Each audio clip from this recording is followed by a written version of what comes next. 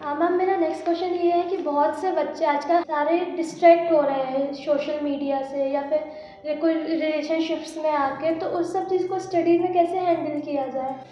So hello everyone, this is Poonam Agrawal, student of BCom second year of Nachiketa college.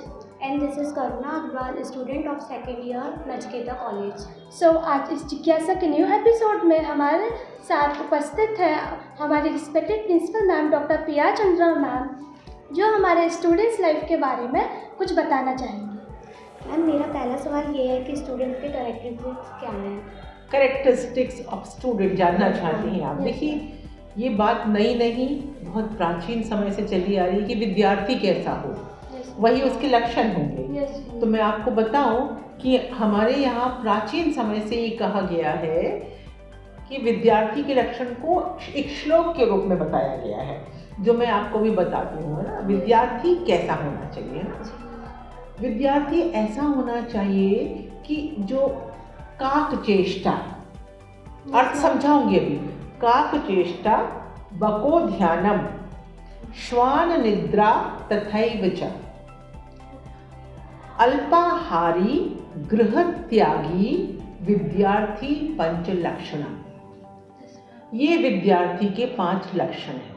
पर अब सवाल है कि समझना जरूरी। काक चेष्टा मतलब काक यानी कौवा। आपने बचपन में वो पेबल्स वाली कहानी सुनी है ना, एक लाल आके कंकड़ डाल के पानी ऊपर आया, पिया और उड़ गया। मतलब उसकी चेष्टा देखिए, एफर्टफुल होना चाहिए। कौवा जिस तरह एफर्ट लगाता है, वैसे ही एक विद्यार्थी को लगातार कॉन्टिन्यूसली अपने एफर्ट सब इफेक्टिवली लगाते जाना चाहिए। दूसरा बको ध्यान। शायद आप लोगों ने सीन्स वगैरह में और कहीं अगर विजिट पे गए हो तो देखा है कि पानी में डूब के एक बगुला एक पैर नीचे एक पैर ऊपर खड़ा रहता है लंबे समय तक। आपको पता है क्यों? क्योंकि वो ये देखता रहता है छोटी छोटी मछलियाँ तो उसके अगल बगल से घूमती रहती हैं, कोई एक बड़ी मछली है जिसे वो ग्रैब कर ले। एक विद्यार्थी की चारों ओर तमाम अवसर छोटे छोटे आते रहते हैं, in the form of competition भी हो और ऐसे भी, और कहीं कहीं हमारी चाहतों के रूप में भी आते रहते हैं। पर हमारा ध्यान कहाँ होना चाहिए? उस बड़े पर, किसी एक अवसर पर, जैसे वो देता है। हाँ, जैसे वो देता है। जैसे छोटी चीज़ है, आज हमने सोच लिया हमारे पास एप्पल का फ़ोन होना चाहिए। These are all the materials जो कि बाद में भी हो सकता है, पर आज हम उसी में डिस्ट्रैक्ट हो गए, हमने सब छोड़ दिया। ऐसा नहीं, हमारा ध्यान कहाँ होना चाहिए? To settle up nicely. हमारा ध्यान होना चाहिए अच्छी तरह से जीवन में कामयाबी के साथ स्थापित हो पाना। तो अभी ये छोटी छोटी सी चीज़ें हमें छोड़ना चाहिए। बगुले की तरह ध्यानस्थ रहना चाहिए उस एक बड़े को पकड़ने के लिए। ठीक। अब हर एक का सपना है कि वो अपने पैरों पे अच्छी तरह से ओहदे के साथ खड़ा हो, सम्मानित हो। तो उसकी तरफ ही हमारा पूरा ध्यान होना चाहिए विद्यार्थी का। दूसरा है श्वान निद्रा। श्वान यानी डॉग। डॉग कैसा होता है आपने देखा होगा ना, कितनी भी गहरी नींद सो रहा है, एक छोटी सी आवाज आई नहीं कि वो बस फट से आँख खोलता है ना। मतलब ऐसा नहीं कि बेहोश सो रहा है। तो हमें भी पूरे समय ऐसे ही अलर्ट रहना चाहिए। पता नहीं इस टीचर ने बताया और हम क्लास में सो रहे थे, वो क्या बोल दिया हमको समझ नहीं आया और एग्जाम में आ गया और हम कुछ नहीं जान पा रहे हैं। परंतु यदि हम अलर्ट थे तो हमने कुछ तो सुना है, कुछ तो जाना है, हम कुछ ना कुछ तो लिखेंगे। तो डॉग की तरह ऑलवेज अलर्ट रहना चाहिए। और इवन यहाँ संवेदना की भी बात है, कर्तव्यों की भी बात है। पहले के बच्चे गुरुकुल में रहते थे, नजरों से समझ आता था कि गुरुजी क्या चाहते हैं। आज के बच्चे 2-3 घंटे के लिए कॉलेज आते, उसमें भी नहीं आते। तो वो सीखेंगे कैसे कि कैसे अलर्ट रहना। तो श्वान निद्रा, ऐसी कम निद्रा हो और हम फटाफट अलर्ट हो जाते हो। अल्पाहारी, क्या करें भाई, खाना नहीं खाएं, एनर्जी कहाँ से आएगी?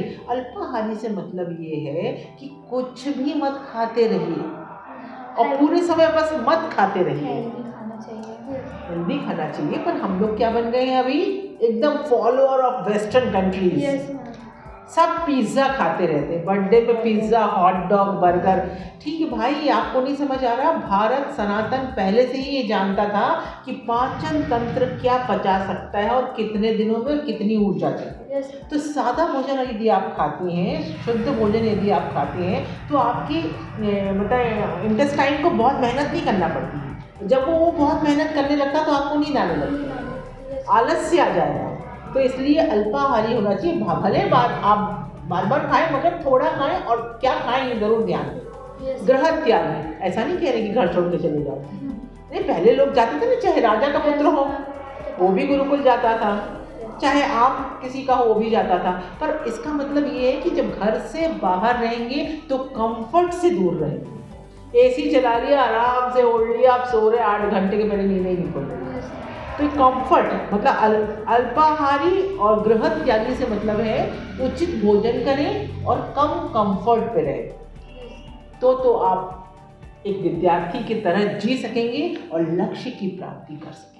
यस मैम, ऐसा देखा गया कि बहुत से स्टूडेंट्स पढ़ते तो हैं लेकिन एट द एंड उनके परसेंट उतने नहीं आ पाते जितना वो पढ़ना चाहें। तो मैम एक मेन स्टूडेंट की कुछ टिप्स, स्टडी टिप्स आप बता सकती हैं? हाँ बिल्कुल, जैसे उसमें से ये 2 तो यही शामिल हो जाएंगे Yes. कि भोजन कुछ भी मत खाइए, कुछ भी नहीं खाइए, और एकदम कंफर्ट में मत रखिए। मैं आपको बता रही हूँ, when I was in MSc applied physics, on that mode examination होते थे गर्मियों में, यस मई जून में अभी भी होते हैं। पूरा घर कूलर चला के कमरा बंद करके यदि सो रहा होता था तो मैं कड़कती धूप जहाँ दिख रही है आंगन की उस पर्ची में बैठी रहती थी जहाँ धूप दिख रही है। ऐसा क्यों? ऐसा इसलिए कि नींद आ ना सके और हम बिल्कुल अलर्ट रहे। और सोलर एनर्जी से जो अपना ब्रेन चलता है, यस ये बिल्कुल बायोलॉजिकल क्लॉक है। अब अभी देखिए, अभी सब आप लोग उल्टा करते हैं, रात को 3-3 बजे तक पढ़ते हैं, वो जो समझ में आ रहा है और दिन में उजाले में जो पढ़ा वो जो समझ में आ रहा, उसमें बहुत बड़ा डिफरेंस होता है। और सबसे बड़ी बात है, पढ़ रहे हैं अपनी अपनी योग्यतानुसार समझना भी पड़ता है और तत्काल रिवाइज भी करना पड़ता है कि हमने ये पढ़ा है, अच्छा इसको ऐसा आएगा। यदि अपने से बात करिए, यदि ऐसा पूछा गया तो मैं इसका ऐसा जवाब, और उसमें मुझे ऐसा, मुझे 2 नंबर में पूछेगा तो मैं ये लिख लूँगी, ये लूँगी। एक प्लानिंग, वो प्लानिंग नहीं रहेगी। अपन ने खूब सारा पढ़ लिया, अब परीक्षा में आ गया, अब समझ ही नहीं आ रहा क्या करना है। 3 नंबर का पूछा और हमने चूंकि पढ़ा था इतना सारा तो मालूम पड़ा कि हमने सब लिख दिया, एक ही पेपर, एक क्वेश्चन लिखा, बाकी के छूट गया, नंबर ही नहीं है। तो there must be right kind of planning, strategy, नीति बनी हुई होनी चाहिए कि ये पढ़ा है और एक प्लान होना चाहिए। उस प्लान के मुताबिक पढ़ाई करेंगे और अपने आप से बात करते हुए कि मुझे समझ आया कि नहीं, सबसे इम्पोर्टेंट वही है। तो इसलिए अपने से बात करते हुए अपनी प्लानिंग बना करके और वैसा पढ़ना चाहिए। खंड खंड छोटे छोटे से बढ़ना चाहिए। एकदम बड़ा कुछ ले लो तो आप थोड़ी देर में किताब बंद करके रख देते हो कि अरे थक गए और हुआ कुछ नहीं। तो जब भी आप पढ़ाई बंद कर रहे हो तो ये ज़रूर देखिए कि आपका हुआ कितना, जो आपको आ गया, अन्यथा वो वेस्ट किया। मतलब अगर आप कम भी पढ़ रहे हैं तो अच्छा पढ़िए, आधे घंटे भी पढ़े हैं तो इतना पढ़ना चाहिए कि हमसे कुछ तो बन जाए लिखने के लिए। नहीं तो कुछ होता है 4-4 घंटे पढ़ लेते नहीं, बिल्कुल। कई बार मम्मी पापा डांटते रहते, पढ़ो पढ़ो पढ़ो, किताब खोल के बच्चा बैठा है 4 घंटे से बैठा है लेकिन उसने 10 मिनट लाइक भी पढ़ी नहीं। ऐसा भी नहीं करना चाहिए। इसलिए मैं कह रही हूँ स्वयं से बात करिए और ऑनेस्ट रहिए अपने प्रति कि हमको कितना आ गया। क्योंकि मैं जब पढ़ाई करती थी, मैं आपको बताऊं, I was always meritorious student. मैं जब पढ़ाई करती थी, दूसरी अगर छत पे बैठ के पढ़ती, दूसरा कोई मुझे पागल समझेगा। धूप में बैठ के नहीं, क्योंकि मैं अपने से बातें करते हुए पढ़ती। देखो, अगर इसमें ऐसा पूछ लिया तो इसका जवाब ऐसा लिखेंगे, नहीं तो ये ऐसा हो जाएगा, इसमें ये फर्क आ गया, ऐसे। तो दूसरा सोचता कि किससे बात कर रही है। अभी तो आप लोग के पास है, कान में लगा के आप किसी से बात कर सकते हो, पर हम लोग के ज़माने में मोबाइल नहीं था। तो अपने से ऑलवेज कम्युनिकेशन करते हुए पढ़ना हमारा कॉन्फिडेंस बढ़ाता है और क्लैरिटी लाता है, तो परसेंटेज भी बढ़ जाएगा। डेफिनेट।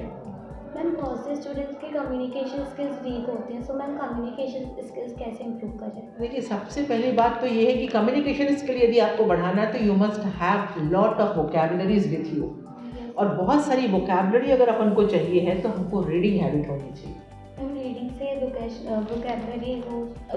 से वोकैबुलरी बढ़ती। कोई ऐसा आ गया जिसका जवाब नहीं मालूम है हमें, हिंदी में हो चाहे इंग्लिश में, उसका आपको अर्थ नहीं मालूम हो, तो हम एक बार कोशिश तो करेंगे ना उसका अर्थ जानने की। और एक बार अर्थ जान लेंगे तो उसको सही जगह उपयोगित करने के लिए ललायित रहेंगे कि कब वो मौका है जब इस वर्ड का यूज करें।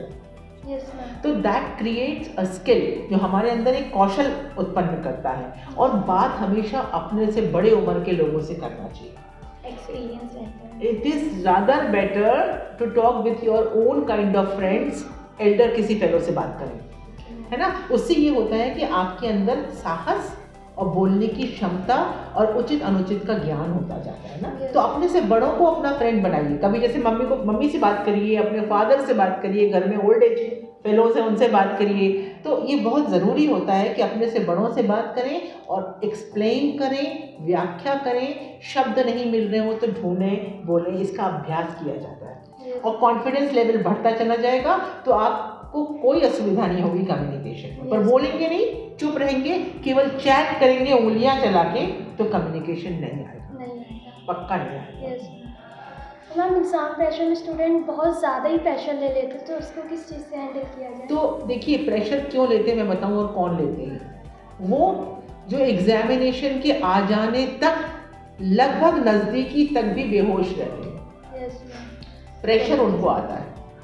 जो रेगुलर स्टडी में रहता है उसको कोई प्रेशर नहीं आता, क्योंकि वो रोज का रोज भी इससे अद्यतन था, उसको पता था, वो जान रहा था।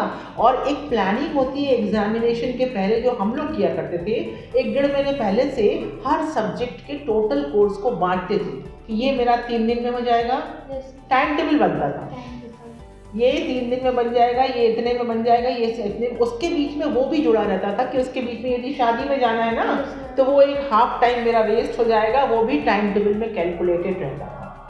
घर में बर्थडे है, लोग आ रहे हैं, वो भी कैलकुलेटेड। तो क्या पूरी प्लानिंग के साथ टाइम कैलकुलेट करके उसको रीच करना। अगर आप ऐसा करते तो कोई प्रेशर नहीं है। आप एग्जाम देने आराम से सो के उठिए सवेरे, आपका सब कई बार रिवाइज है और बिल्कुल जाइए। जो लोग आखिरी तक भी ऐसा करते रहते हैं ना, सारा प्रेशर उनको ही रहता है। इत्मीनान से जाइए। मैं कभी भी परीक्षा देने जाती थी तो हाय के अलावा, हेलो के अलावा किसी फ्रेंड से बात नहीं करती। और डिप्रेशन हो जाता है। आराम से पढ़ लिया है, ऑल क्लियर, हैप्पी, बस गए हैं और अपना लिखना शुरू किया। प्रेशर में भूल भी जाता है। तूने ये पढ़ा, तूने वो पढ़ा, मैंने छोड़ दिया, ये सारा कॉन्फिडेंस लेवल डाउन। हाँ, तो इसलिए सबसे पहले तो इस नीति जिसे मैं कह रही हूँ 1-1.5 महीने पहले से बन जाना चाहिए। अगर 6 पेपर है तो एटलीस्ट आप एक पेपर को 3 दिन तो देंगे, और उसमें से एक कठिन है बहुत, तो भाई उसको 5 दिन दे देना, ताकि बीच में पूछने भी जाना पड़ा अगर कॉलेज में आकर टीचर से, तो उतना टाइम भी अपने पास रहे। मगर कोशिश करिए टारगेट फिल करने की, छोटे से। बिल्कुल प्रेशर नहीं आएगा। Try this year, BCom second year, ये बहुत हेल्प करेगा। बिल्कुल करेगा। टाइम टेबल बना लीजिए, नहीं बन रहा खुद से तो मेरे पास आइए, I will make your time table thank you so much accordingly, है ना, क्योंकि मास्टरी है मेरी टाइम टेबल बनाने में। मैम कुछ स्टूडेंट्स कॉलेज के साथ साथ कॉम्पिटिटिव एग्जाम्स के भी प्रिपेयर करते हैं, तो मैं टाइम मैनेज कैसे करें? बेटा देखिए, टाइम बहुत है अपने पास, बस एक चीज़ को माइनस करना होता है, स्क्रीन टाइम। स्क्रीन टाइम को माइनस करिए, then you will have lot of time. भाई कॉलेज में आए 3 घंटे के लिए, हो गया, घर चले गए, आधे घंटा रिलैक्स भी हो लीजिए, देन यू बिल्कुल टाइम से बना लीजिए वहाँ पर भी कि मैं 3 घंटे कॉम्पिटिटिव एग्जाम की तैयारी करूँगी, ठीक। उसके बाद 1 घंटे I make my mind fresh. मुझे कोई सा टीवी देखना है, गाना सुनना है, छत पे घूमना है, फ्रेंड से बात करना, आई डू दैट, बिल्कुल बिंदास, है ना। और उसके बाद मेरे को 2 घंटा आज पढ़ना है, जो आज कॉलेज में जो कुछ पढ़ाया गया था वो मैं एक बार रिवाइज करूँगी। जो नहीं मिल रहा है वो नेट से ढूंढ करके उसका स्क्रीनशॉट लेके अपने पास सुरक्षित कर लूँगी। मतलब आई एम हैप्पी कि मेरे पास आज का सब कुछ है, तो कोई डाउट नहीं है। अपन कहाँ मिस होते हैं, देखिए हम बता रहे हैं आपको, एक फिक्स्ड नहीं है अगर हमारे पास कुछ। आज हम क्या पढ़ेंगे हमने नहीं सोचा, हमने सोचा हम पढ़ेंगे। अब हम आके 7 बजे अपने टेबल पे बैठ जाते हैं, हमने निकाला अकाउंट्स, है ना, ऐसा खोला, मन नहीं लग रहा, अच्छा इसको रख लिया, बिजनेस स्टडी निकाल, उसको देखा, ये तो बहुत सरल बन जाएगा। अब ये बन नहीं रहा कुछ, ये ब्रेन गेम खेल रहा है आपके साथ, ये तो बन जाएगा, आपने उसको रख लिया। फिर आपने सोचा चलो हो गया, 15 मिनट तक तो आप किताबें पलटते रहे, उसके बाद आप उठ गए। आखिर में रिजल्ट पूछेगा क्या किया, बस पढ़ने बैठे थे। तो इससे अच्छा ये है कि ये सोच लेंगे बिल्कुल फिक्स कि आज अकाउंट्स के इस चैप्टर के 5 सवाल करेंगे, बस। तो 5 सवाल क्या, कुछ मत देखिए, बस उसे ही खोलिए, 5 सवाल क्या, कुछ ना से कुछ तो बस उसे ही कर लीजिए, उसे ही कर लीजिए। उसके बाद तो इस तरीके से आपके गोल हमेशा निर्धारित होने चाहिए, फिक्स्ड पॉइंट, वही करना है। या आज बिजनेस स्टडी का आपको 2nd चैप्टर लर्न करना है, आई डू दैट, सीधा ही 2nd चैप्टर खोलेंगे और लर्न करने बैठेंगे। ऐसे पढ़िए, बिल्कुल भी प्रेशर नहीं आएगा और दोनों ही बैलेंस हो जाएगा हर चीज़ के साथ। पेपर पढ़ते हैं कि नहीं आप लोग? द हिंदू पेपर लगा लीजिए, कॉम्पिटिटिव के लिए देना हो तो, और मार्क करिए, उसमें वोकैबुलरी भी मार्क होती है और न्यूज़ तो होती ही है। हाँ, बहुत ज़रूरी होता है कि हाईलाइटर से उसे मार्क करते जाना। हाँ मैम, मेरा नेक्स्ट क्वेश्चन ये है कि बहुत से बच्चे आजकल 100 पूरे स्टूडेंट जितने भी हैं सारे डिस्ट्रैक्ट हो रहे हैं सोशल मीडिया से या फिर कोई रिलेशनशिप्स में आके, तो उस सब चीज़ को स्टडी में कैसे हैंडल किया जाए? देखो बेटा, एक तो पहली बात ये है कि स्टूडेंट हैं वो 5 लक्षण नहीं है जो मैंने सबसे शुरू में बताया।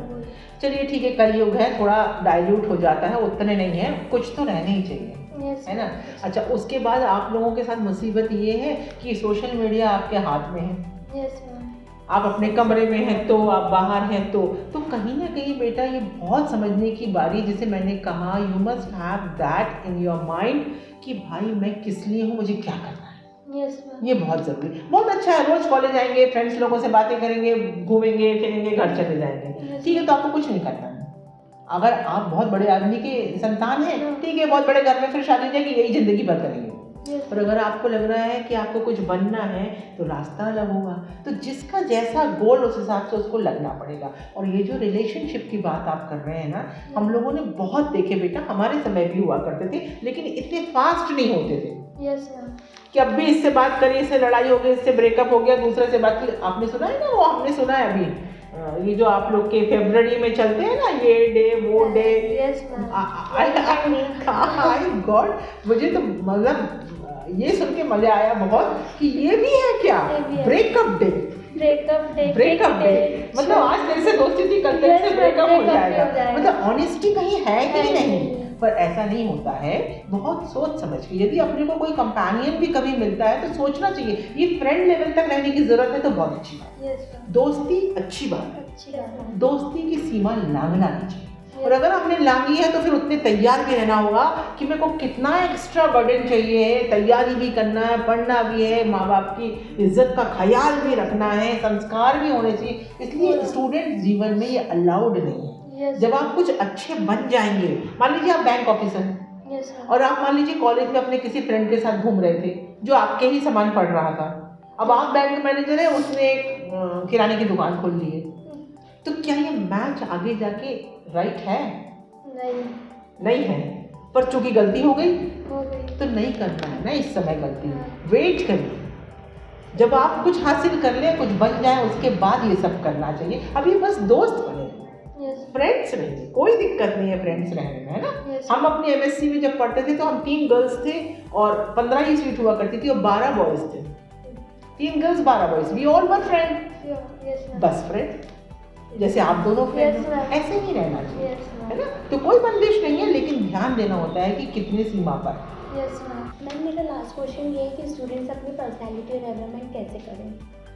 देखिए, व्यक्तित्व के विकास के लिए बहुत ज़रूरी चीज़ होती है पहला ही ज्ञान। आप जिस लेवल पे हैं आपको उस लेवल पर उचित ज्ञान होना चाहिए। If you are saying that you are the student of BCom second year, that means you should know about commerce. ठीक, हम आपसे फिजिक्स नहीं पूछेंगे, पर कॉमर्स आपको पता होना चाहिए। और अगर आपको अपना ही सब्जेक्ट अपनी लेवल तक का पता है, अब ऐसा भी नहीं है कि हम आपसे पीएचडी का कुछ पूछ लेंगे, अपने लेवल का ज्ञान यदि आपको है और यदि आपने उचित कॉन्फिडेंस डेवलप करके अच्छे से बात करना सीखा है, टू एक्सप्लेन इट वेल, तो आप किसी के भी सामने खड़े होंगे तो क्या होगा, आपकी पर्सनैलिटी इंप्रेसिव दिखाई देगी। और सबसे इम्पॉर्टेंट है to enhance your personality, listen everyone. दूसरों को सुनने की क्षमता होनी चाहिए। शांत भाव से पहले दूसरों को सुने, समझ कर रिएक्ट करें। सुना ही नहीं है, एकदम से रिएक्ट कर रहे हैं तो वो वाचाल की श्रेणी में आता है। और उसमें क्या होता है ना, वो अधजल गगरी छलकत जाए वाली बात आ जाती है कि कुछ ज़्यादा ही उचक रहा है पर बनता नहीं, वो नहीं होना चाहिए। गहराई, धीरज, धैर्य, वॉइस, आपकी पर्सनालिटी का ड्रेसअप, सब मैटर करता है। आप कहाँ हैं और क्या हैं, इन सब बातों के साथ आपकी पर्सनालिटी बनती है। और व्यक्तित्व आपका स्वभाव भी होता है। ओरिजिनली आपके स्वभाव के व्यक्ति है ना, वही आपके व्यक्तित्व को निर्मित करता है। ऐसा भी बोला जाता है, first impression is the last impression. बिल्कुल, अगर आपका स्वभाव कठोर है या अगर आपका स्वभाव झगड़ालू है तो ईर्ष्यालु है, तो आपका व्यक्तित्व अच्छा कहलाएगा ही नहीं।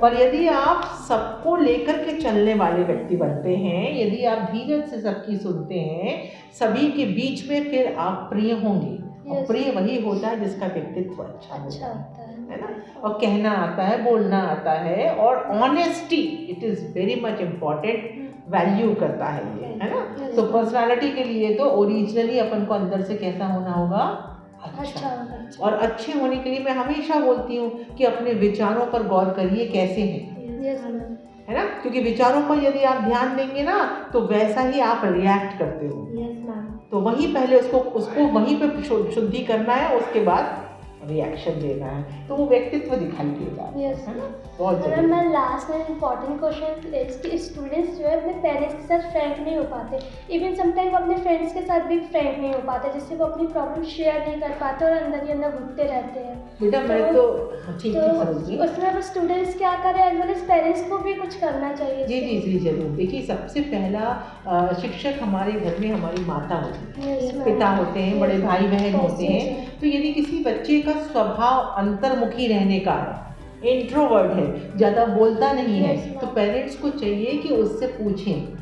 यस मैम, बार बार पूछे, बेटा कैसा रहा दिन आज का, क्या मिला, क्या आप अपसेट हैं, क्या हो गया, ऐसे पूछना चाहिए। लेकिन हम देख रहे हैं आजकल पेरेंट्स अपने अपने में बिजी रहते हैं, पापा बिजनेस में बिजी हैं, मम्मी टीवी में बिजी हैं, या अपने किटी में बिजी हैं, या फ्रेंड सर्कल में बिजी हैं। तो बच्चा अकेला अकेला अकेला कमरे में कभी कभी सोशल मीडिया में फ्रेंड्स मजाक उड़ा देंगे, यस वो कुछ कहते हो ना आप लोग, जिसमें मजाक बनते हैं आप लोगों के, Memes वगैरह। हाँ वो बना देंगे। Yes. तो एक डर है, एक भय है, तो ऐसे में एक अच्छा दोस्त मिलना बहुत जरूरी होता है। Yes. यदि मम्मी पापा से नहीं बोल पा रहे, उनसे तो मैं अपील कर रही हूँ कि वो अपने बच्चे को पहचाने और सबसे पहले दोस्त वो ही बने। यस मैम, जब हमारी फ्रेंडशिप होती है अपने घर में सब लोगों से, तो बहुत ऑनेस्टली हम लोग सब बात बताते हैं, आज क्या हुआ क्या नहीं हुआ, और उचित है क्योंकि वो हमें सही सलाह दे पाएंगे। और नहीं तो आपका एक अच्छा बंधु होना चाहिए, नहीं तो आपका कोई आदर्श टीचर होना चाहिए, नहीं तो यदि आप नचिकेता के विद्यार्थी हैं तो आई एम ऑलवेज हियर